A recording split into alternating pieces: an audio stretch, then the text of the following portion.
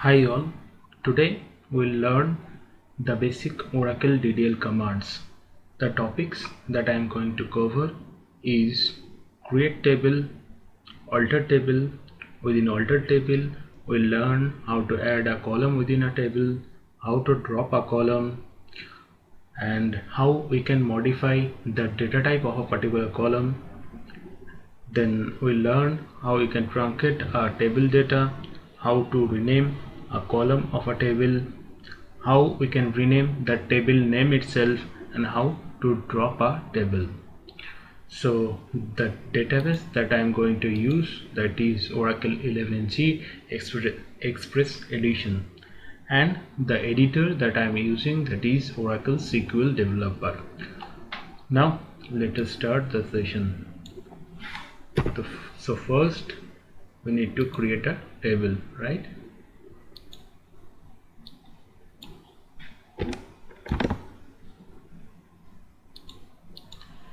So here let's check the DDL command for creating a table. So create table is the fixed clause that we are going to use while creating a table. Here m location is the table name that will change as per your choice, and this is the columns of the tables, and these are the data types that we are going to specify for that particular column. So the command stands as create table, then the table name followed by the column name and the data type. Let's run it. Okay, so this table is already created. Let's drop it first.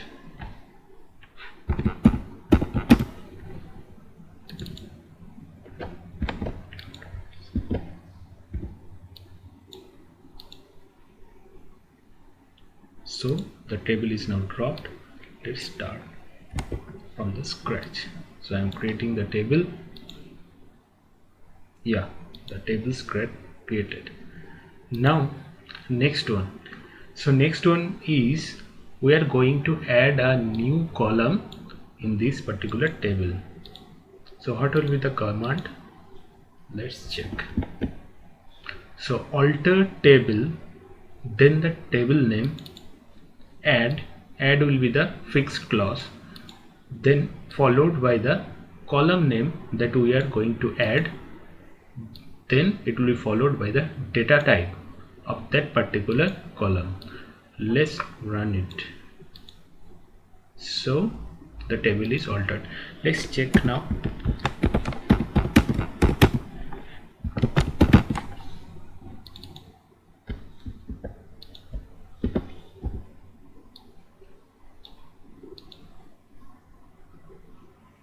So yeah, we can find the zip code is added in this table m location.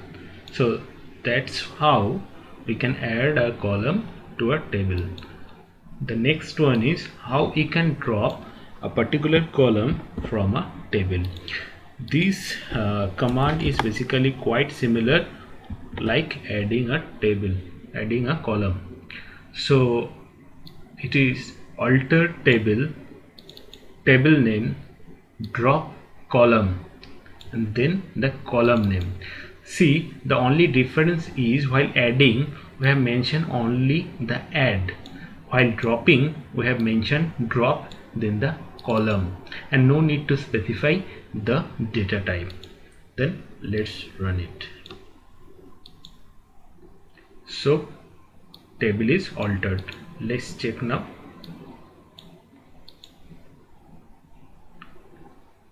So zip code column is not there. That means the column has dropped. The next target is how we can modify a particular data type for a column. See, while we have created the table, the location ID column data type is number. Now I'll try to change the data type from number to varchar. So what will be the command? The command is alter table, table name, modify clause followed by the column name and the data type. I mean the new data type that you want to change. Now let's run it. The table is altered. So how we can check whether the data type is got change or not? Then we have to run this command dec table name.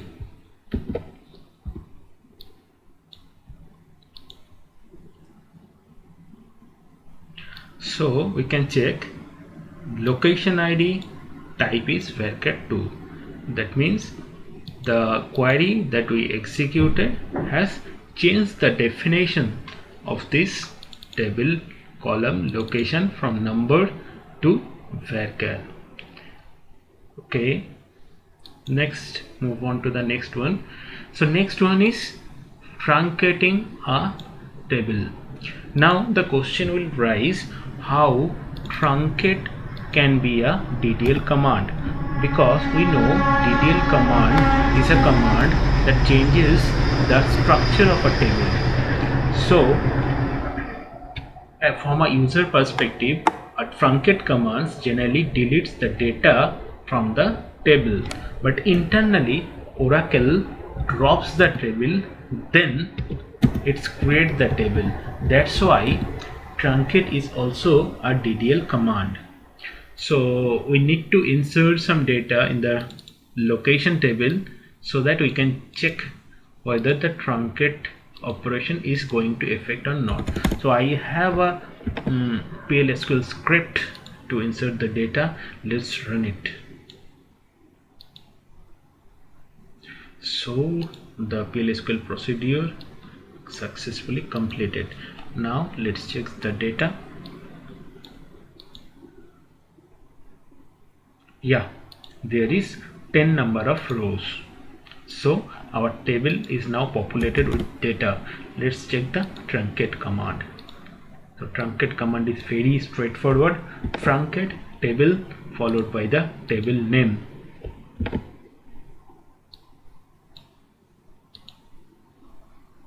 So table m location truncated.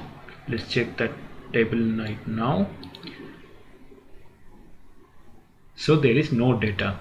So the truncate table has removed all the data from m location table.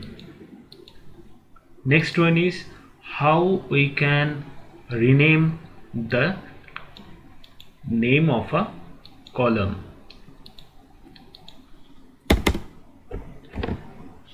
So what I am going to do is my table has a column that is location ID. Now I will try to change the column name location ID to loc ID. So what will be the process? What will be the command? The command is alter table, then the table name followed by the clause rename column. Then this column name will be the existing column name. 2. This column name will be the new column name that we want to have for the table right now. Okay, so let's execute it.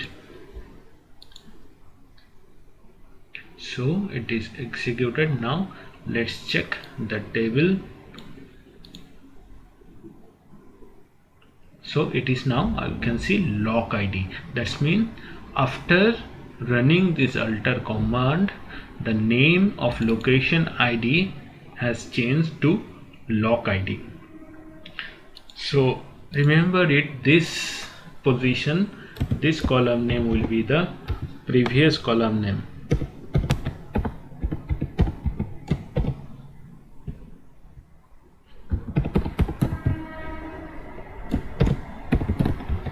And this will be the new column name.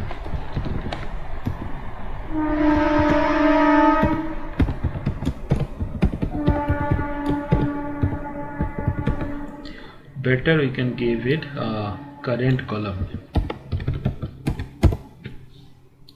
Okay, then we have covered how we can change the name of a column for a table.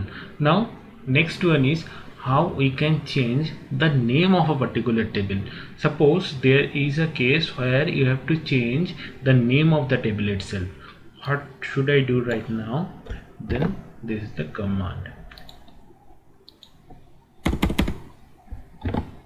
What is the command? Command is very straightforward. Rename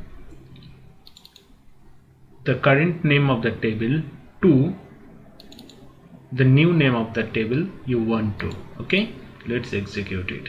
So you know the current name is m location, right? It is executing. Okay, now I am changing m location to m location new. Let's run it. Table renamed. Now let's run this select query.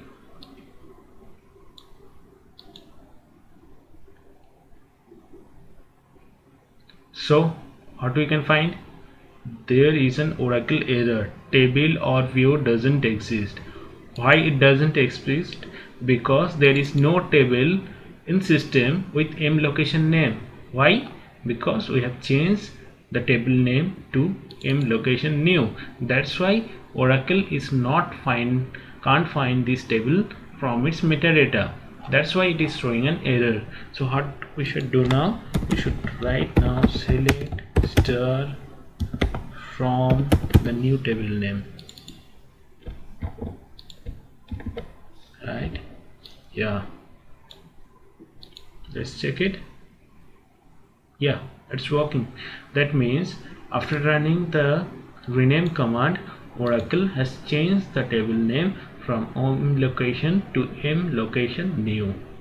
Okay. Let's move on. So the next one is drop table. So drop table is that if we don't want the table in our database, then we can drop the table itself. Let's run it. So the command is it's very clear. Drop table, then we have to mention the table name that we want to drop. So what is the output? Table m location new has been dropped. Now if we run this query, select query, see we are getting some Oracle error. What is the error? Table or view doesn't exist because we have just dropped the table, right? So these are the all basic commands that we required to run Oracle DDL commands. Now I'll give a overview what is DDL. So basically I should have explained it earlier. Still, DDL is basically data definition language that deals with the structure of the tables or the Oracle objects. So these all commands deals with the structure of the table itself. That's why all these are DDL commands. Now there is a important thing that I should mention, that we don't need to use the commit command. We don't need to use while we are using any of these DDL commands. Okay, because commit command is only necessary while we are using the DML commands. So this is one of the important point, and this point frequently asked in the interviews also. So that's all for today. Thanks for listening. Okay.